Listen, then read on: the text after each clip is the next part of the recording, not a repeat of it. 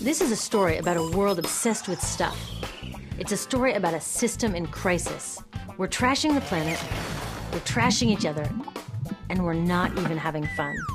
The good thing is that when we start to understand the system, we start to see lots of places to step in and turn these problems into solutions.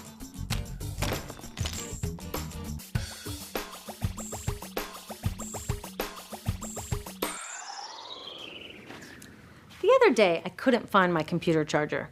My computer is my lifeline to my work, my friends, my music. So I looked everywhere, even in that drawer where this lives. I know you have one too, a tangle of old chargers, the sad remains of electronics past. How did I end up with so many of these things? It's not like I'm always after the latest gadget.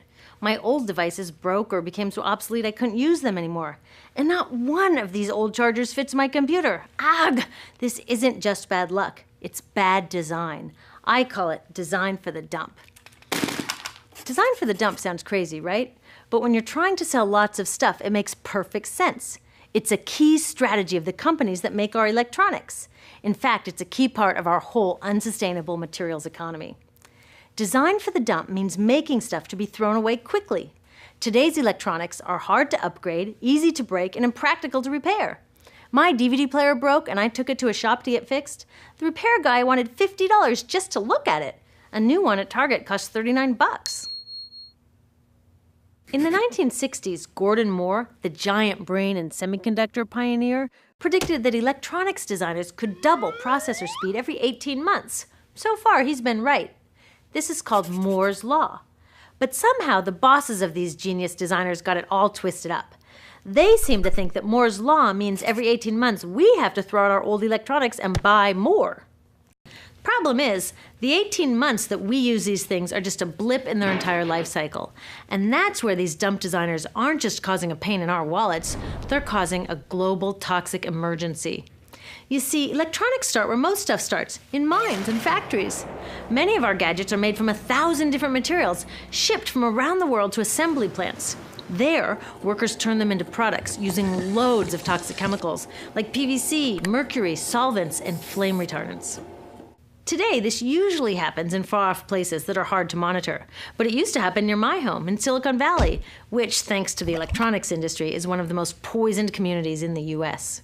IBM's own data revealed that its workers making computer chips had 40% more miscarriages and were significantly more likely to die from blood, brain, and kidney cancer. The same thing is starting to happen all around the world. It turns out the high-tech industry isn't as clean as its image. So, after its toxic trip around the globe, it lands in my hands. I love it for a year or so, and then it starts drifting further from its place of honor on my desk or in my pocket. Maybe it spends a little time in my garage before being tossed out.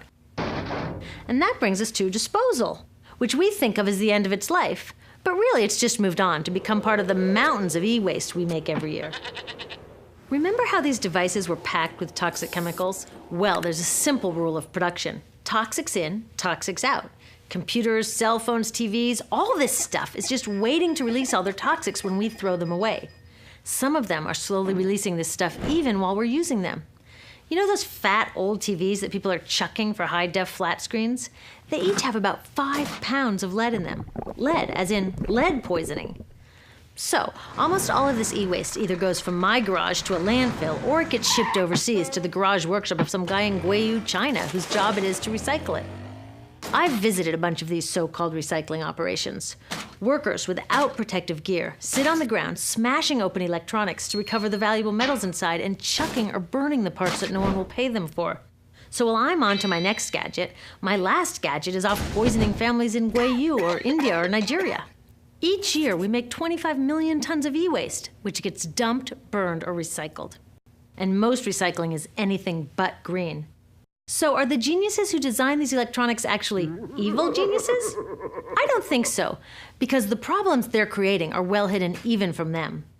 You see, the companies they work for keep these human and environmental costs out of sight and off their accounting books. It's all about externalizing the true costs of production. Instead of companies paying to make their facilities safe, the workers pay with their health. Instead of them paying to redesign using fewer toxics, villagers pay by losing their clean drinking water.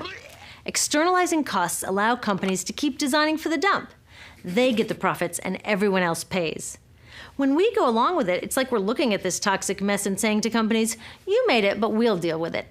I've got a better idea. How about you made it, you deal with it? Doesn't that make more sense? Imagine that instead of all this toxic e-waste piling up in our garages or in the streets of Guayu, we sent it to the garages of the CEOs who made it.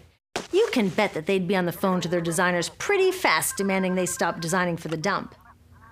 Making companies deal with their e-waste is called extended producer responsibility, or product take-back.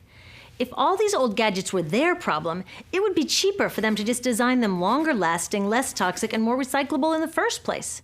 They could even make them modular so that when one part broke, they could just send us a new piece instead of taking back the whole broken mess. Already, take-back laws are popping up all over Europe and Asia. In the US, many cities and states are passing similar laws. These laws need to be protected and strengthened. It's time to get these brainiacs on our side. With take-back laws and citizen action to demand greener products, we can start a race to the top, where designers compete to make long-lasting, toxic-free products. So let's have a green Moore's Law.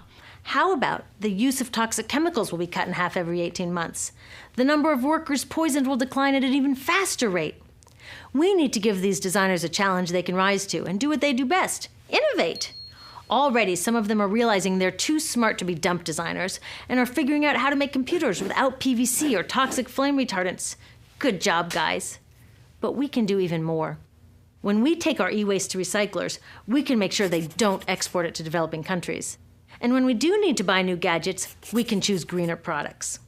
But the truth is, we are never going to just shop our way out of this problem, because the choices available to us at the store are limited by the choices of designers and policymakers outside of the store. That's why we need to join with others to demand stronger laws on toxic chemicals and on banning e-waste exports. There are billions of people out there who want access to the incredible web of information and entertainment that electronics offer. But it's the access they want, not all the toxic garbage. So let's get our brains working on sending that old design for the dump mentality to the dump where it belongs, and instead building an electronics industry and a global society that's designed to last.